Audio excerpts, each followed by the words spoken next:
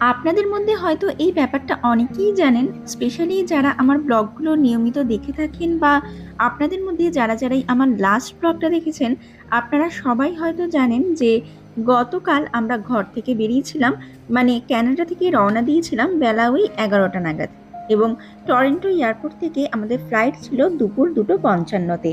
আর আমরা দুবাই এয়ারপোর্টে পৌঁছেছি আজ, মানে সোমবার সকাল 11টা 40-এ। আর সত্যি কথা বলতে তো ফ্লাইটটা টরন্টো থেকে যেমন অন টাইমে ছেড়েছিল, ঠিক সেরকমই আজ দুবাই এয়ারপোর্টে একদম সঠিক সময়ের মধ্যেই নেমে গেছিল। বলতে গেলে ফ্লাইটটা আধ ঘন্টা আগেই দুবাই এয়ারপোর্টে নেমে গেছিল। তারপর এয়ারপোর্টের ভেতরের চেকিং, কাস্টমস এই সব সারতে সারতে আরও কিছুটা সময় চলে গেছিল। আর তারপর আমরা এতটাই ক্লান্ত হয়ে পড়েছিলাম যে এয়ারপোর্টের ভেতরের ওই আরামদায়ক সিটগুলো দেখতে পেয়ে নিজেদেরকে আর কোনোভাবেই আটকে রাখতে পারিনি। তিনজনে তিনটে সিটে পা ছড়িয়ে বেশ কিছুক্ষণের জন্য শুয়ে পড়েছিলাম। আসলে একে তো 13 ঘন্টার জার্নি, মানে সেই টরন্টো থেকে দুবাই পৌঁছাতে মোটামুটি 13 ঘন্টা মতো সময় লেগে গেছে।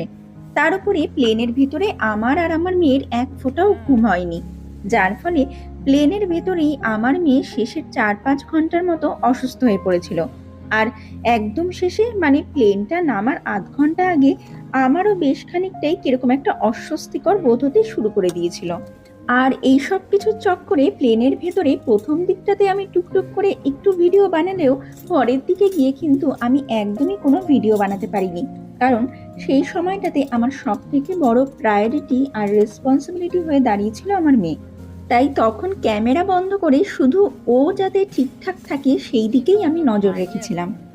আপনারাই একবার ভেবে দেখুন না, একজন মানুষকে যদি টানা 5-6 ঘন্টার জন্য একটা ঘরের মধ্যে একটা চেয়ারে বসিয়ে বন্দি অবস্থায় রেখে দেওয়া হয়, তাহলে তার কেমন লাগবে? এই প্লেনে করে দীর্ঘ সময়ের জন্য যাত্রা করাটাও বেশ কিছুটা ওরকমই অনুভূতি দেয়, জানেন তো। না সিটে বসে ঠিকঠাকভাবে নড়াচড়া করা যায়, না বাইরে বেরিয়ে খোলা হাওয়ায় নিঃশ্বাস নেওয়া যায়। আর আমাদের মতো প্যাসেঞ্জারদের তো ফ্লাইটের ভেতরে ঠিকঠাকভাবে ঘুমও আসে না। সবকিছু মিলিয়ে আমাদের বড়দেরই একটা সময় পর থেকে বিরক্ত লাগতে শুরু করে। আর এরা তো বাচ্চা, এদের কাছেও এই যাত্রাটা অতটাও আরামদায়ক হয় না। আর এয়ারপোর্টের ভেতরে এই গিফট শপটাতে দেখুন কি সুন্দর সুন্দর সব জিনিসপত্র রয়েছে। চলুন আপাতত এখন একটা খাবারের দোকানে যাই। আমাদের সবারই হালকা হালকা মতো একটু খিদে পেয়েছে।